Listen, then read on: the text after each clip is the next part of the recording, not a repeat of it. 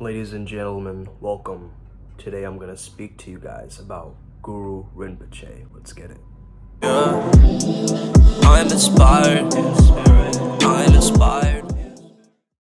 Hey there guys, how's it going? My name is Sumit Chatterjee from the Flow Zone Academy, and I'm a flow state coach, which means that I help you feel better and perform better.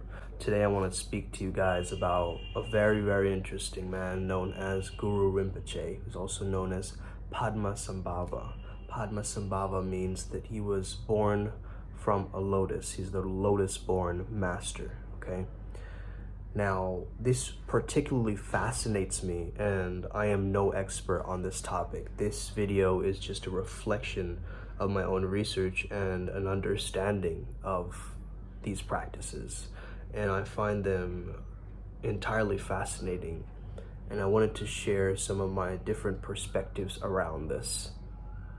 So Guru Rinpoche means the precious guru. He was a tantric Buddhist Vajra master from India, and he taught Vajrayana in Tibet. Vajra is thunderbolt energy, or you could even call it indestructible, and Yana is a vehicle.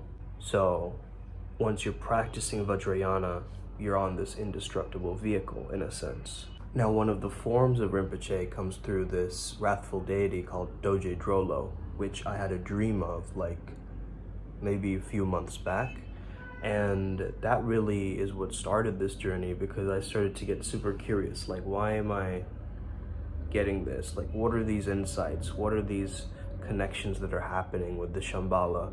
The more I start looking into this, the more I start to see the patterns that were already there, if that makes sense. So Guru Rinpoche has associations with the Shakyamuni Buddha as well. The Himalayan region calls him basically the second Buddha. The Shakyamuni also made predictions of his appearance in the future. He said he was going to come back in this form and share these secret mantras, and the 19 sutras and tantras all share predictions about Guru Rinpoche. And you can say whatever you want about him. I mean, Sadhguru has made his opinion. He's not really a Buddhist or whatever. You can say that, he had all these consorts. You can say he has that Salvador Dali mustache. But who is the essence of this man? Because we start to understand that to earn the title of a master, you have to go through a lot of different moments where you actually start to access different gifts. And apparently if you repeat his mantra 3 million times, which I don't know who's going to do that, but in a sense, hey, we all strive for something, right? So if you repeat his mantra 3 million times, and I'll give you the mantra right here so you can practice it. I'm going to be leaning into practicing it myself, and it's very powerful that you start to explore these teachings, because they're not like other teachings. I visited Doors or near Tibet and the Bhutan border, and I started to see like a lot of his influence and near the Himalayan regions. So it's Om Aham Vajra Guru Padma Siddhi Hum. Just repeat this for a number of times, and you can also find them on YouTube. Just start listening to this energy and you'll start to notice something shift within you.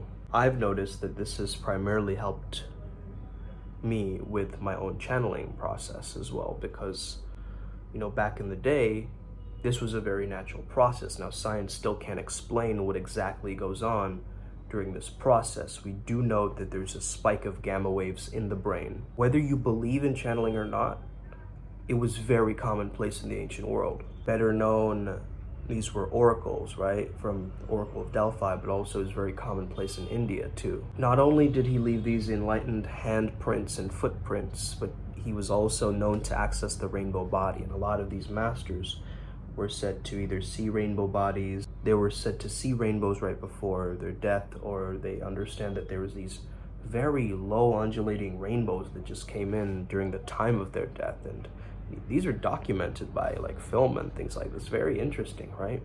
How there's this kind of rainbow aspect, or this rainbow body aspect, or rainbow light body aspect that's happening. even low as the buildings and homes. And it just goes to show you that there's so many mysteries of this universe that we have yet to unfold. And I think by learning from these ancient masters and applying it in our modern lives, we can find ways to access these gifts. And I'm getting more and more interested in Vajrayana, and so I'm going to be doing some reading on this before I start speaking on it, obviously.